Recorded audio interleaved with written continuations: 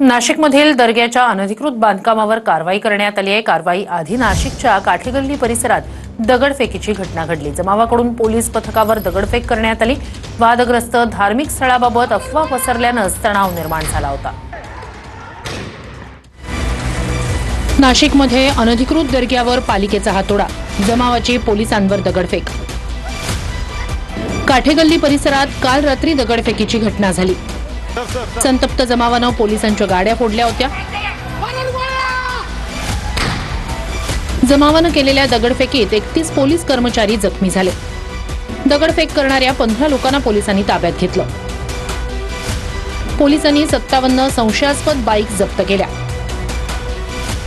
400हून अधिकचा जमाव रस्त्यावर उतरल्याची माहिती आहे। जमावाला पांगवण्यासाठी अश्रुधुराच्या नळकांड्या फोडल्या गेल्या। पोलिसांनी सौम्य बळाचा वापर करत जमावाला पांगवलं।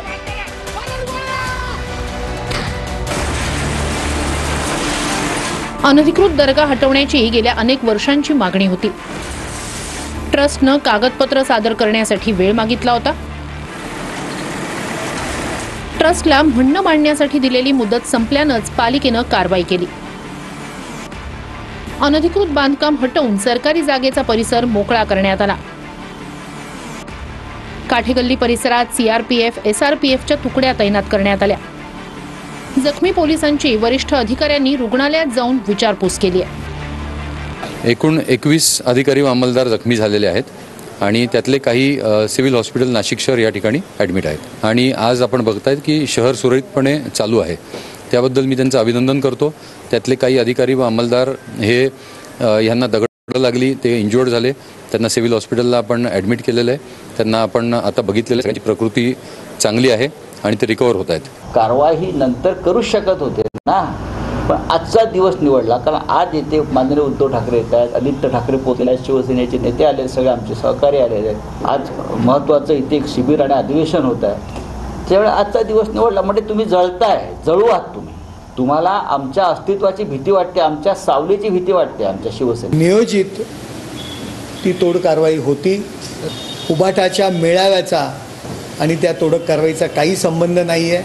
आता माणसं तिथं जर जमलीच नसतील, माणसं येणारच नसतील, त्या तोडक कारवाईचा काय संबंध? तुमच्या शिबिराकडे लक्ष कोणाचं आहे? तुम्ही बोलतायत म्हणून आम्हाला तुमचं शिबिर कळलेलं आहे। उलट त्यांनी सांगायला पाहिजे होतं। बाळासाहेब ठाकरे असं तर त्यांनी सांगितलं असतं, पोलीस प्रशासनाचं अभिनंदन केलं असतं की मी आज नाशिकमध्ये आलोय आणि तुम्ही कारवाई केलेली आहे, मी तुमचं अभिनंदन करतोय। आज काय झालं, अडथळे बघा कसे येतात, आणतात। इथे आपलं शिबिर सुरू आहे आणि बाहेर नाशिकला शहरामध्ये भारतीय जनता पक्षानं दर्गे पाडण्याचं काम घेतलं। का तर शहरामध्ये गोंधळ व्हावा, कायदा सुव्यवस्थेची परिस्थिती निर्माण व्हावी आणि टीव्हीवरती आपल्या बातम्या दिसू नयेत। पण त्या सगळ्यांवर पुरून उरून आजचा शिबिराचा सोहळा होतोय। आता त्या ठिकाणी कावळा बसायला आणि फांदी तुटायला, आता तुमचं शिबिर आलं आणि त्यांनी कारवाई होत असेल तर त्याचा तुम्ही संबंध तुमच्या कार्यक्रमासाठी कशाला लावताय?